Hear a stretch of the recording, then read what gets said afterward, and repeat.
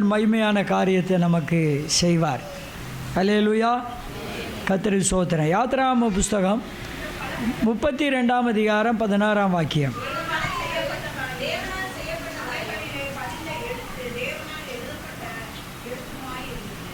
ஆண்டவர் தாமே வாசித்த வசனத்தை ஆசீர்வதித்து தருவாராக. பிரியமானவர்களே, தேவன் எழுதினார் என்று பார்க்கிறோம். தேவன் எழுதினார். நான் ஏற்கனவே சொல்லியிருக்கிறேன், நம்ம எல்லாருக்கும் ஒரு 5 பொருள் தேவை என்று சொன்னேன். ஒன்று என்ன? பைபிள். 2வது பென்னு பேனா.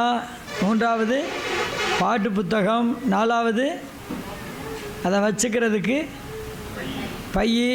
5வது ஒரு நோட்டு புத்தகம். இந்த 5 பொருளும் நமக்கு தேவை. எழுத வேண்டும். எழுதுவது ரொம்ப நல்லது. கடவுளாகிய தேவன், ஆண்டவராகிய தேவன் எழுதுகிறார் பாருங்கள். சீனாய் மலையிலே அந்த பலகையிலே அவர் என்ன செய்தார்? எழுதினார். பிரியமானவர்களே, ஆண்டவர் எழுதின பல சம்பவங்களை வேத புத்தகத்திலே காண முடியும். இங்கே ஆண்டவர் எழுதினார். என்ன எழுதினார்? கற்பனைகளை. என்ன கற்பனைகள்? நமக்கு தெரியும், 10 கட்டளைகள்.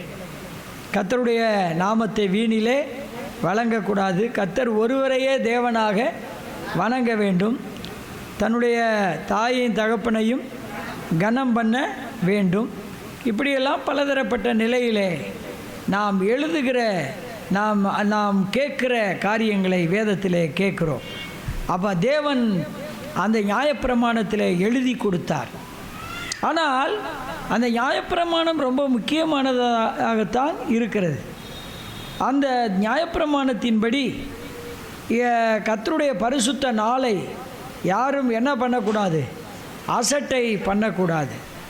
கர்த்தருடைய அவர்களுக்கு கொடுக்கப்பட்ட அந்த நாளிலே யாராவது சமைக்க வேண்டும் என்று விறகு புறக்கினால் அவர்களை என்ன செய்ய வேண்டும்?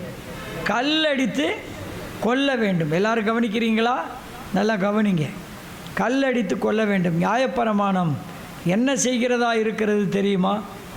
2 கொரிந்தியர் 3ஆம் அதிகாரம் 6ஆம் வாக்கியத்தை நீங்கள் வாசித்தால் அதில் அந்த நியாயப்பிரமாணம் என்ன செய்கிறது என்பதை சொல்லுகிறதை பார்க்கலாம். நீங்கள் யார் எடுத்தாலும் சத்தமாக வாசியுங்கள்.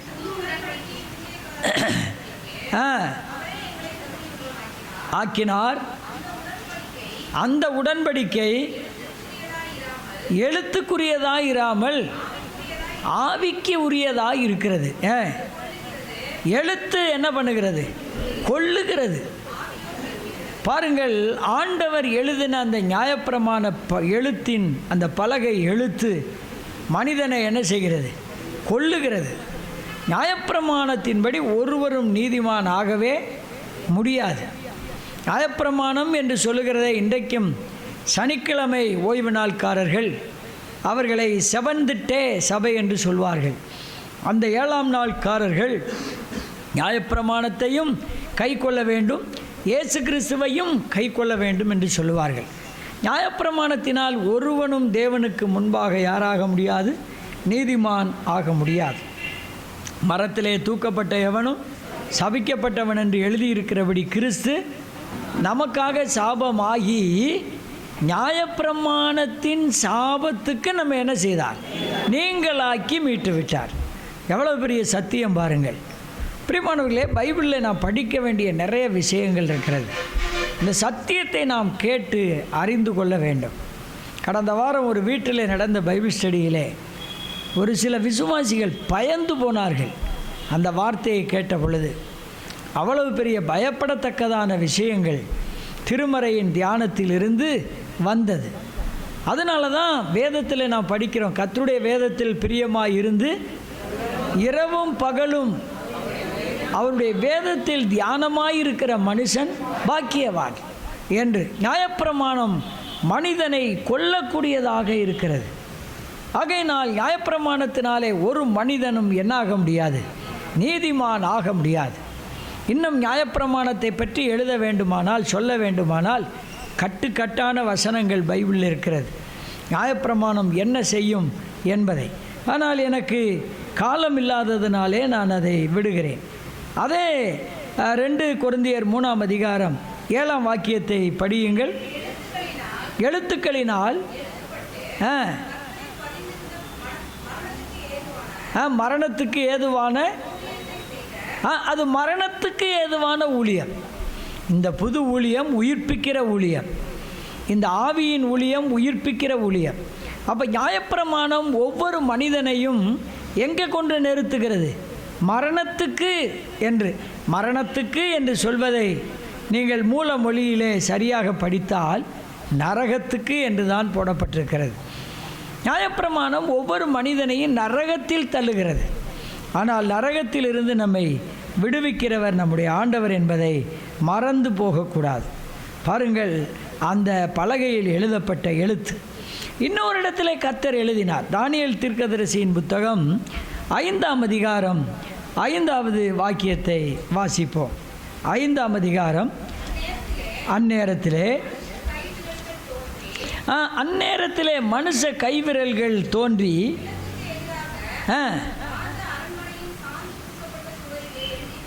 சுவரிலே எழுதுகிறது. எதில் எழுதுகிறது?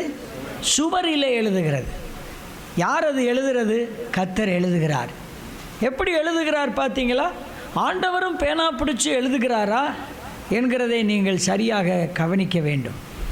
அவர் நியாயப்பிரமாணத்திலே பலகையிலே, கற்பலகையிலே எழுதினார். அதை அவன் உடைத்து போட்டு விட்டான். திரும்ப மர பலகையிலே எழுதினார்.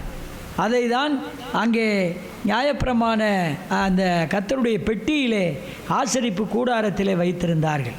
கொல்லுகிற அந்த ஊழியத்தை உடையவர்கள் அந்த நரக தண்டனைக்காக காத்திருந்தார்கள். ஆனால் இங்கே மனுஷ கைவிரல் தோன்றி எழுதுகிறது. ஏன் எழுதுகிறது? அங்கே ஏன் எழுதினது? எல்லா மக்களும் பாவத்தின் மீது பாவம், பாவத்தின் மீது பாவம், தாயை தகப்பனை இழிவாக உதைக்கிறார்கள், திட்டுகிறார்கள், பேசுகிறார்கள். அப்பாவையும் அம்மாவையும் பார்த்து சொல்லுகிறார்கள், உங்களுக்கு நாங்கள் ஏதாவது உதவி செஞ்சு தொலைய வேண்டுமானால் நாங்கள் கடவுளின் ஆலயத்திலே கொர்பான் என்கிற காணிக்கையிலே போட்டுவிட்டோம், நீங்கள் போய் தொலையுங்கள் என்று சொல்லி விரட்டி அடிக்கிறார்கள். இதையெல்லாம் கண்டிக்கிறதுக்காக அவர்களுடைய மனச்சாட்சி மழுங்கி போனதினாலே நியாயப்பிரமாணம் கொடுத்தார்.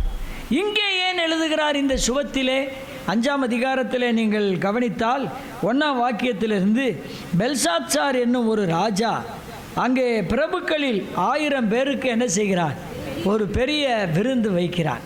பெல்சாத்சார் என்று சொன்னால் பாபிலோன் தேவதையினுடைய ஒரு பேர் தான், பெண் தெய்வத்தினுடைய பேர் தான் பெல்சாத்சார். பெல்சாத்சார் என்று ஒரு பெயரை உடைய தேவதை இருந்தது. பெல்தே சாத்சார் என்று ஒரு பேர் இருந்தது. இந்த 2 பேரையும் நீங்கள் இதிலே பார்க்கலாம். பிரியமானவர்களே, அந்த ராஜா 1000 பேருக்கு விருந்து திராட்சரசம் குடித்து வெறித்து கொண்டிருந்த போது 2ஆம் வாக்கியத்தை பாருங்கள்.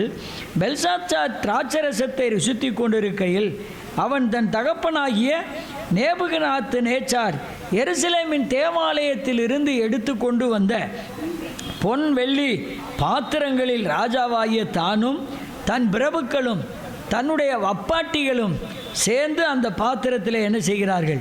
குடிக்கிறார்கள். அவன் செய்த தீங்கை பார்த்தீர்களா? அவன் செய்த தீமையை பார்த்தீர்களா? இது என்னுடைய பாத்திரம் அல்லவா? உங்களை என்னைய ஆண்டவர் அவருடைய பாத்திரமாக தெரிந்து வைத்திருக்கிறார். நானும் நீங்களும் இந்த பாத்திரத்தை தீமைக்கு அடிமைப்படுத்தி விடக்கூடாது. ஆகையினாலே இந்த பாத்திரம் என்று சொல்வது இந்த பாண்டம், இந்த மண்பாண்டம் என்று சொல்வது நம்முடைய சரீரம். ஆனால் அங்கே தேவனுடைய ஆலயத்திலே இருந்த பொன் வெள்ளி அந்த பாத்திரங்களிலே அவன் அதை துணிகரமாக செய்தான். அப்பொழுது அந்த பகுதியிலே நாம் வாசிக்கிறோம், அவர்கள் திராட்சரசம் குடித்து என்ன செய்கிறார்கள்? 4ஆம் வசனத்தை படியுங்கள். அவர்கள் திராட்சரசம் குடித்து பொன்னும் வெள்ளியும் வெண்கலமும் இரும்பும் மரமும் கல்லுமாகிய கடவுள்களை அவர்கள் எதை போய் வணங்கினார்கள்? பிரியமான அன்புக்குரியவர்களே, இயேசு கிறிஸ்துவினுடைய சிலையாக இருந்தாலும், மாதாவுடைய சிலையாக இருந்தாலும், மண்ணினாலும் மரத்தினாலும் கல்லினாலும் செய்த சிலைகளை நம்முடைய வீடுகளில் வைக்கவே கூடாது, அதை தொடவே கூடாது, அதை தொட்டு கும்பிடவே கூடாது. ஆகையினாலே இவர்கள் கடவுளுக்கு எதிராக இவ்வளவு பெரிய பாவத்தை செய்கிறார்கள். குடித்து வெறித்து அந்த மல்லும் மண்ணும் கல்லுமான தேவர்களை புகழுகிறார்கள். இப்படி செய்ததினாலே 6ஆம் வாக்கியம் படியுங்கள். அந்நேரத்திலே மனுஷ கைவிரல்கள் தோன்றி. பார்த்தீங்களா? அந்த நேரத்திலே தாங்க முடியாத கடவுள் தன்னுடைய கையின் விரலாலே அவனோடு ஈடுபட ஆரம்பிக்கிறார். 5ஆம் அதிகாரம் 30ஆம் வாக்கியத்தை படியுங்கள். 30ஆம் வாக்கியம். அன்று ராத்திரியிலே கல்தேயரின் அந்த ராஜா நேபுகாத் நேச்சாருடைய மகனாகிய பெல்சாத்சார் கொலை செய்யப்பட்டான். பார்த்தீர்களா? ஏன் அந்த விரல் தோன்றினது? ஏன் அங்கே எழுதது? அவனை இனிமேல் நான் சங்கரிக்காமல் விடமாட்டேன், காரணம் எனக்கு விரோதமாய் வழிபாடு முறைகளை செய்கிறான் என்று சொல்லி ஒரு பயங்கரமான அடியை அவனுக்கு கொடுத்தார். கடவுள் எப்பொழுதுமே சும்மா விட மாட்டார். சில ஆண்டுகளுக்கு முன்னாடி பத்திரிகையில் ஒரு நியூஸ் படித்தேன். நெல்லை மாவட்டத்திலே அன்று வாகனங்கள் ஒன்றுமே ஓடாமல் இருந்தது. அந்த நாளிலே ஒரு பெண்மணி தன்னுடைய மகனை கொண்டு வந்து பஸ் ஸ்டாண்டில் நின்று கொண்டிருந்தாளாம். அப்படி நிற்கும்போது ஒரு டாக்ஸிக்காரன் வந்தான். அம்மா, நீ எங்கே போக வேண்டும்? இன்றைக்கு பஸ் இல்லை என்று உனக்கு தெரியாதா? தெரியாதையா, வந்து விட்டேன், நான் இப்படி ஊருக்கு போக வேண்டும். சரி, நீ வாடகை கொடு, என் காரில் கொண்டாந்து விடுகிறேன் என்று சொல்லி அந்த அம்மாவையும் அந்த பையனையும் கூட்டி கொண்டு போனவன் ஒரு நடுக்காட்டு பகுதியில் போய் நிறுத்திவிட்டு அவன் அப்படியே அந்த அவள் கழுத்திலே மடியிலே இருந்த பணத்தை நகையும் பிடுங்கி கொண்டு அவளையும் அந்த குழந்தையும் ஒரு பால் கிணற்றிலே தள்ளிவிட்டு போய்விட்டான். எவ்வளவு பெரிய கொடிய நிலைமை பாருங்கள். அதே மனிதன் அடுத்த நாள் சில ஆட்களை ஏற்றி கொண்டு அந்த வழியிலே வந்தான். நேற்று அந்த பாலும் கிணற்றிலே தள்ளினோமே அந்த பாதவி, அவள் உயிரோடு இருக்கிறாளா பார்க்கலாம் என்று சொல்லி அவன் வாகனத்தை நிறுத்திவிட்டு நான் காட்டுக்கு போய் வருகிறேன் என்று போனவன் அங்கே போன பொழுது அந்த குழந்தையும் அந்த தாயும் உயிரோடு கிணத்துக்குள்ளே கிடந்தார்கள். அப்பொழுது பக்கத்தில் இருந்த ஒரு சொம்புராங்கல்லை புரட்டினான் அந்த தாய் மேலே போடுவதற்காக. புரட்டும் பொழுது கல்லுக்கு கீழே இருந்து கருநாகம் அவனை கடித்து விட்டது. ஏறத்தாழ 10-20 நிமிடங்கள் ஆனது, அவன் வரவில்லை. அப்பொழுது எல்லாரும் இறங்கி ஓடி வந்து பார்த்தால் கருநாகம் மயங்கி கிடக்கிறது, அவன் செத்து கிடக்கிறான், உள்ளே ஒரு பெண்ணும் குழந்தையும் கிடக்கிறது. இதை கண்டறிந்து தான் அப்புறம் பேப்பரில் அதை போட்டு விட்டார்கள். பாருங்கள், அரசு அன்று கொள்ளும் தெய்வம் நின்று கொள்ளும் என்று சொல்லுகிறபடி கூட இல்லை. உடனடியாக அவனுடைய பாவத்துக்கு தக்க தண்டனை கொடுக்கப்பட்டது. பெல்சாசாருக்கும் அப்படித்தான் கொடுக்கப்பட்டது. அவன் நேபுகாத் நேச்சாரின் மகன். தேவனுடைய ஆலயத்தை தீட்டுப்படுத்தினதினாலே அவன் பாருங்கள் அப்படியாக அவன் மாண்டான், மடிந்தான். இதை குறித்த இன்னும் பல விளக்கங்கள் உள்ள வசனங்கள் வேதத்தில் இருக்கிறது. எனக்கு நேரம் இல்லாதனாலே கடந்து போகிறேன். அடுத்து யோவான் எழுதின சுவிசேஷம் 8வது அதிகாரம் 7வது வாக்கியத்தை வாசியுங்கள். 3வதாக அவர் எங்கே எழுதினார் என்று பார்ப்போம். அங்கே கையுமையுமாக விபசாரத்திலே பிடிகொண்ட ஒரு பெண்ணை கொண்டு வந்து நிறுத்தி அவர்கள் கேட்டுக்கொண்டே இருக்கிறார்கள். இவள் மேல் கல்லறிய வேண்டும் என்று எங்கள் மோசே சொல்லியிருக்கிறாளே, நாங்கள் இவள் மேல் கல்லறியலாமே, நீர் என்ன சொல்லுகிறீர் போதகரே என்றவரை ஓயாமல் கேட்டுக்கொண்டிருந்தார்கள். வாசியுங்கள். அவர் நிமிர்ந்து பார்த்து, உங்களில் பாவம் இல்லாதவன் முதலாவது இவள் மேல் கல்லறிய கடவுள் என்று சொல்லி அவர் மறுபடியும் தரையிலே எழுதினார். அவர் தரையிலே என்ன எழுதினார்? அங்கே நியாயப்பிரமாணம் எழுதப்பட்டது. 2வது பெல்சாசாருக்கு மெனே மெனே தெக்கப்போலி என்கிற ஒரு வார்த்தையை சொல்லி அவன் உயிர் அன்றைக்கு இரவு எடுக்கப்படும் என்று எழுதப்பட்டது. இங்கே என்ன எழுதுகிறார் தெரியுமா? அங்கே வந்த சிறுவர் பெரியோர் அத்தனை பேருடைய பாவங்களையும் அவர் அங்கே எழுத ஆரம்பித்தார். ஒவ்வொரு பேரையும் போட்டு பாவத்தை எழுதின உடனே ஒவ்வொருவராய் எல்லாரும் என்ன செய்தார்கள்? போய்விட்டார்கள். அப்பொழுது ஆண்டவர் பார்த்து நிமிர்ந்து பார்த்தார். உன்னை தண்டனை செய்ய வந்தவர்கள் எங்கே? எல்லாரும் போய்விட்டார்கள் ஆண்டவரே, நானும் உன்னை ஆக்கினைக்குள்ளாக தீர்க்கவில்லை, நீ போ, இனி என்ன செய்யாதே, பாவம் செய்யாதே என்று சொல்லப்பட்டது. பிரியமானவர்களே, அவருடைய எவ்வளவு பெரிய அற்புதமான நிலைமை பாருங்கள். இந்த அருமையான வாழ்க்கை யாருக்கு கிடைக்கும்? இந்த மாதரசி அதற்கு பிறகு அவள் பாவத்துக்கே போகவில்லை. விட முடியாத அந்த கொடிய பாவத்தை விட்டு சந்தோஷமாய் வாழ ஆரம்பித்தாள். அவள் மூலமாக அநேகர் கிறிஸ்துவண்டை வந்தார்கள். நியாயப்பிரமாணம் அவர் கைவிரலால் எழுதப்பட்டது. அங்கே அநேக மக்கள் செத்து நரகத்துக்கு போனார்கள். அது மட்டுமல்ல, அவருடைய கைவிரல் தோன்றி அங்கே சுவத்திலே எழுதப்பட்டது. பெல்சாத்சார் அன்றைக்கு இரவு என்ன செய்யப்பட்டான்? வெண்கலமும் வெள்ளியும் பொன்னுமான கர்த்தருடைய பாத்திரங்களை தீட்டுப்படுத்தினபடியால் மண்ணும் மரமும் கல்லும் மரவுமான கடவுளை புகழ்ந்தபடியால் அவனும் அன்றைக்கு இரவு சங்கரிக்கப்பட்டான். இங்கே பாருங்கள், ஒரு அற்புத காட்சி, அற்புத சாட்சி, அதிசய சாட்சி. கையுமையுமாய் பிடிபட்ட பாவி, பயங்கரமான விபசாரி, இவளை கொண்டு வந்து நியாயந்தீர்த்து கொன்றுவிடலாம், கல்லறிந்து கொன்றுவிடலாம் என்று கூட்டிக் கொண்டு வந்த அந்த யூத குலம், அந்த கூலிப்பட்டாளம் எல்லாருமே அங்கே நின்ற பொழுது எல்லாருமே சிறியோர் முதல் பெரியோர் வரை எல்லாரும் என்ன செய்து விட்டார்கள்? போய்விட்டார்கள். பிரியமானவர்களே, எவ்வளோ ஆச்சரியமான காரியம்! மன்னிப்புக்காய் எழுதினார், மன்னிப்புக்காய் எழுதினார், கொல்ல எழுதினார், கொலை செய்ய எழுதினார், இங்கே மன்னிப்புக்காய் எழுதுகிறார். எத்தனை அற்புதமான காரியம் பாருங்கள்! இப்படிப்பட்ட தேவனைத்தான் நாம் தெய்வமாக கொண்டிருக்கிறோம். ஒவ்வொரு பாயிண்டிலும் பல மணி நேரங்கள் பேசக்கூடிய வசனங்கள் பைபிளில் இருக்கிறது. நான் உங்களுக்கு இரத்தன சுருக்கமாய் என்னுடைய காலத்தை கருதி நான் அதை சொல்லுகிறேன். 4வதாக அவர் எழுதினார். எங்கே எழுதினார் தெரியுமா? நமக்கு தெரியும் நன்றாக. எபிரேயருக்கு எழுதின நிருபம் 8வது அதிகாரத்திலே 10வது வாக்கியத்தை வாசிப்பீர்களானால், எபிரேயர் 8வது அதிகாரம் 10வது வாக்கியம் பாருங்கள். அந்த நாட்களுக்கு பின்பு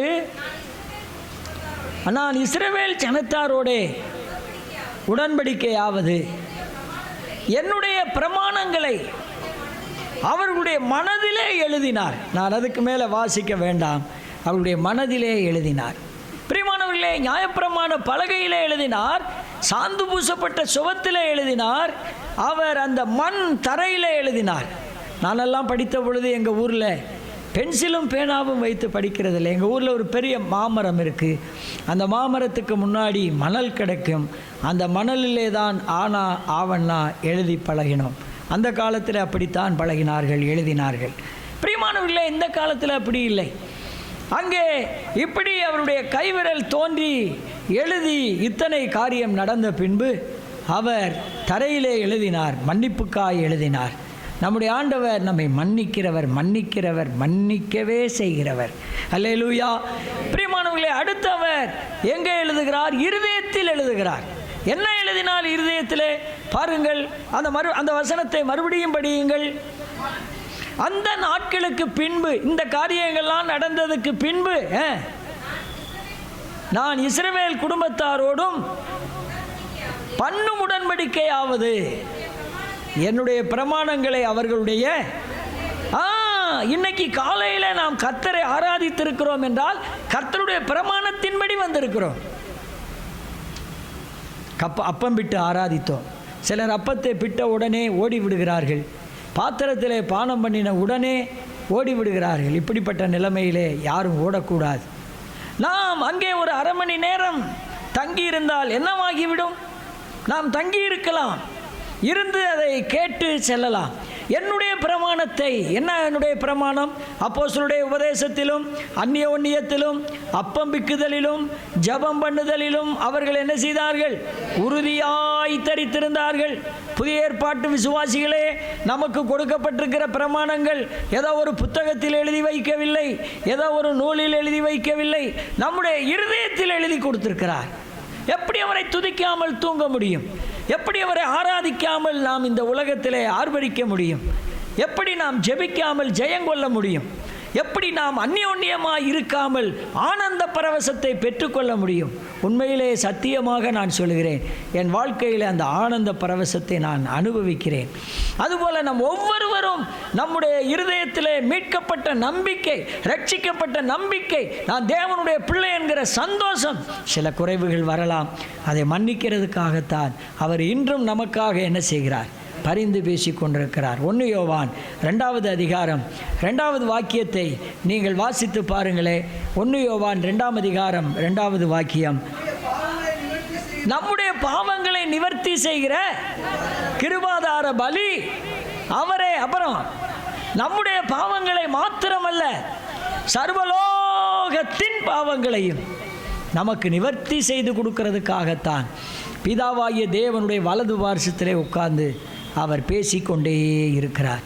நம்மோடு பேசுகிறார், நம்முடைய மனசில் எழுதி வைத்து பேசுகிறார். ஆகையினாலே நாம் கொஞ்சம் யோசித்து பாருங்கள்.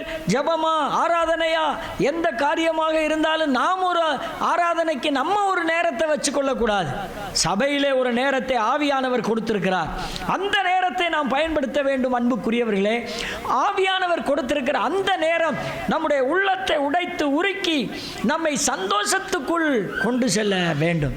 அதான் நமக்கு இருக்கிற மகிழ்ச்சி, மகிழ்ச்சி, மகிழ்ச்சி. அதான் நம்முடைய வாழ்க்கையில் வளர்ச்சி, வளர்ச்சி, வளர்ச்சி. அதான் நம்முடைய வாழ்க்கையில் இருக்கக்கூடிய புகழ்ச்சி, புகழ்ச்சி, புகழ்ச்சி. யாரும் இகழ்ச்சிக்கு ஏதுவாய் போய்விடக்கூடாது. இகழ்ச்சி, இகழ்ச்சி, இகழ்ச்சி என்று நாம் மாறிவிடக்கூடாது. கர்த்தர் நம்மை ரட்சித்திருக்கிறார். பாருங்கள், நான் இதோட 3-4 காரியம் சொன்னேன். 5வதாக ஒரு காரியத்தை சொல்லி நான் முடிக்கிறேன். வெளிப்படுத்தின விசேஷம் 20ஆம் அதிகாரம் 15ஆம் வாக்கியம், 15ஆம் வசனம். ஜீவ புத்தகத்திலே எழுதப்பட்டவனாக காணப்படாதவன் எவனோ அவன் அக்கினி கடலிலே தள்ளப்படுவான். பார்த்தீங்களா? அங்கே ஒரு பேர் எழுதியிருக்கிறார். என்ன, யார் பேர் தெரியுமா? நம்முடைய பேர். இந்த பைபிளிலே ஜீவ புத்தகம் என்று இருக்கிறது. அங்கே இருக்கிற ஆர்சி பைபிளிலே வாழ்வு நூல் என்று சொல்லப்பட்டிருக்கிறது. நீங்கள் வேணுமானால் திருவெளிப்பாடு 20ஆம் அதிகாரம் 15ஆம் வாக்கியத்தை எடுத்து வாசித்து பாருங்கள். வாழ்வு நூலில் பேர் எழுதப்படாதவன் எவனோ. பிரியமானவர்களே, நீங்களும் நானும் வாழப்போகிற நாடு, வாழப்போகிற ஊர், வாழப்போகிற இடம், அந்த வாழ்வு நூலில் இங்கே இருக்கிற ரேஷன் கார்டில் பேர் இல்லாமல் இருக்கலாம், ஆதார் கார்டில் பேர் இல்லாமல் இருக்கலாம், ஆனாலும் வாழ்ந்து விடலாம். ஆனால் அங்கே இருக்கிற வாழ்வு நூலில் நம்முடைய பேர் இல்லை என்று சொன்னால், ஜீவ புத்தகத்தில் எழுதப்பட்டவனாக காணப்படாதவன் எவனோ அவன் என்ன செய்வான்? அக்கினி கடலிலே தள்ளப்படுவான். ஆண்டவர் எவ்வளவு அருமையாய் நம்மை மீட்டு ரட்சித்திருக்கிறார். ஒரு முறை ஊழியத்துக்கு சீசர்களை அனுப்பும்போது லூக்கா எழுதின சுவிசேஷம் 10ஆம் அதிகாரம் 20ஆம் வாக்கியத்தை கவனித்தீர்களானால் அதில் அவர் சொல்லுகிறார் பாருங்கள்.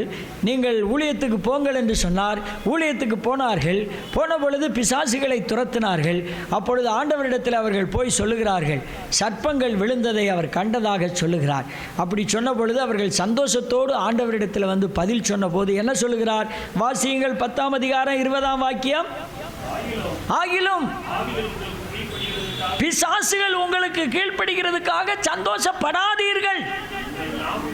உங்க பேர்கள் பரலோகத்தில் எழுதியிருக்கிறதுக்காக, பாஸ்டர் நான் ஜெபம் பண்ணேன் பாஸ்டர், பிசாசு ஓடிச்சு பாஸ்டர் அப்படின்றத விட, பாஸ்டர் என் பேர் ஜீவ புத்தகத்தில் இருக்கு பாஸ்டர், அதான் பெரிய மகிழ்ச்சி. அல்லேலூயா. நான் ஜெபம் பண்ணி வியாதி தீர்ந்துச்சு, நான் ஜெபம் பண்ணி பிசாசு ஓடிச்சு, நான் ஜெபம் பண்ணி தீர்க்க தரிசனம் சொன்னேன், அதெல்லாம் விட பெருசு என்ன தெரியுமா? உங்கள் நாமங்கள் ஜீவ புத்தகத்திலே எழுதியிருக்கிறதுக்காக என்ன செய்யுங்கள்? சந்தோஷப்படுங்கள். பிலிப்பியர் 4:3 அதான் சொல்கிறார், உங்கள் பெயர்கள் ஜீவ புத்தகத்தில் எழுதியிருக்கிறது என்று சொன்னார். பிரியமானவர்களே, ஆண்டவர் 4 காரியங்களை சொன்னார். கற்பலகையில் எழுதினார், அவருடைய சட்டத்தை வெளிப்படுத்தி மனிதர்கள் நியாயப்படி தண்டிக்கப்பட. சுவற்றிலே எழுதினார், அவனுடைய அந்த நாளிலே கொலை செய்யப்படுவதற்காக. காரணம் ஏன் எழுதினார்? அந்த பாத்திரங்களை தீட்டுப்படுத்தினபடியினாலே. தரையிலே எழுதினார், ஜனங்களுடைய பாவங்களை வெளிப்படுத்தி காட்டுவதற்காக, ஒரு பெரிய மன்னிப்பை கொடுப்பதற்காக எழுதினார். இருதயத்திலே எழுதினார், நாம் ஃபாலோ பண்ணி கை கொண்டு வாழ்வதற்காக. கடைசியிலே நம்முடைய ஜீவன் போன பிறகு ஒரு நாளைக்கு தேவனுடைய ராஜ்யத்திலே நாம் சேரும் பொழுது அங்கே நம்முடைய பேர் அழைக்கப்படும் நேரம் வரும். அங்கே புஸ்தகங்கள் திறக்கப்படும். அதிலே நம்முடைய பேர் என்ன செய்யப்பட்டிருக்கும்? எழுதப்பட்டிருக்கும். அவரவர்களுடைய கிரியைகளுக்கு தக்க பலனை பெறுவதற்காக. கண்களை மூடுவோமா, ஜெபம் பண்ணுவோமா? எப்படி இந்த 5 விதமான எழுத்து எழுதப்பட்டது என்பதை ஆழமாய் வீட்டிலே போய் நான் சொன்ன வசனங்களை வைத்து நீங்கள் ஒரு ஸ்டடியை உருவாக்குங்கள், படியுங்கள், ஆசீர்வாதம் பெறுங்கள்.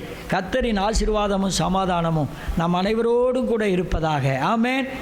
நாம் ஜெபிக்கலாம். நல்ல பிதாவே, இந்த நாளுக்காக ஸ்தோத்திரம். இந்த கர்த்தருடைய நாளிலே நாங்கள் சபையாக கூடி வந்து உம்மை மகிமைப்படுத்தி துதிக்கவும், ஆழமான திருவசனங்களை சிந்திக்கவும் கிருபையை கொடுத்ததற்காக ஸ்தோத்திரம்.